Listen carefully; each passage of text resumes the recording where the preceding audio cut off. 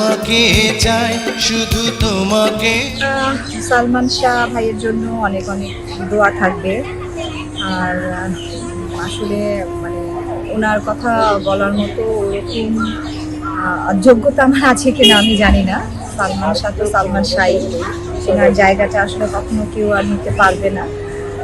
তো ওনার মৃত্যুর পরে আসলে বোঝা গেছে যে উনি কতটা জনপ্রিয়, আর সেই জনপ্রিয়তাটা এই পর্যন্ত মনে হয় চুল পরিমাণও কমেনি।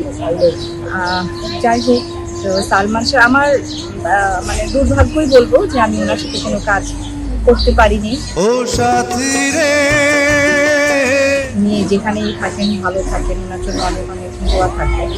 অন্তরে অন্তরে সিনেমার শুটিং যখন আমার মার সাথে উনি করেন, তো ওই সিনেমার শুটিংয়ের কালে একটা সময় উনি আমার মাকে আমাদের বাসায় নামিয়ে দিয়ে যান ওনার গাড়িতে। তখন ওনার গাড়িটা বোধহয় নতুন কিনেছিলেন একটা গাড়ি, তো ওটা দুই পাশ দিয়ে একটা পাখার মতো উঠে যেত এরকম।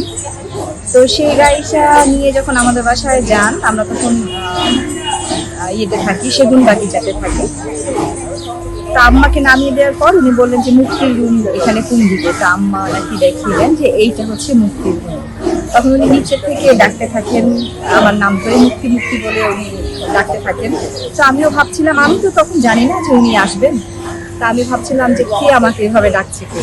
তারপর যখন জানালার সামনে গেলাম, গিয়ে দেখি যে সালমান শাহ ভাই। তা আমি দেখে তো খুব অবাক, এবং আমি বললাম আল্লাহ আপনি আসছেন, আপনি ভিতরে আসেন, বাসায় আসাই। তখন বলছিল যে না, আমি তোমাকে গাড়িটা দেখাতে আসছি, আমি তোমার মাকে নামিয়ে দিয়ে গেলাম, আমি তোমার গাড়ি দেখাতে আসছি, আমার গাড়িটা দেখাতে আসছি।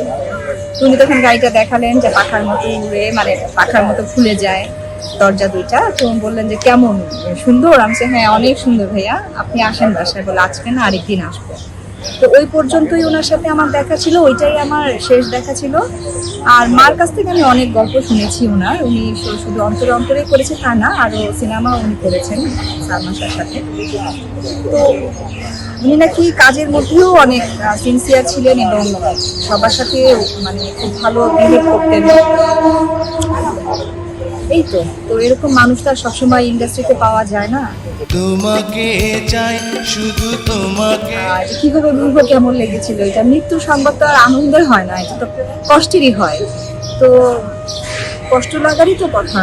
আর তখন আসলে ভাবছিলাম যে আসলে কি সত্যি কিনা, কারণ ওনার মৃত্যুটা নিয়ে অনেক একটা রহস্য, মানে এই সেই অনেক কিছুই শুনছিলাম।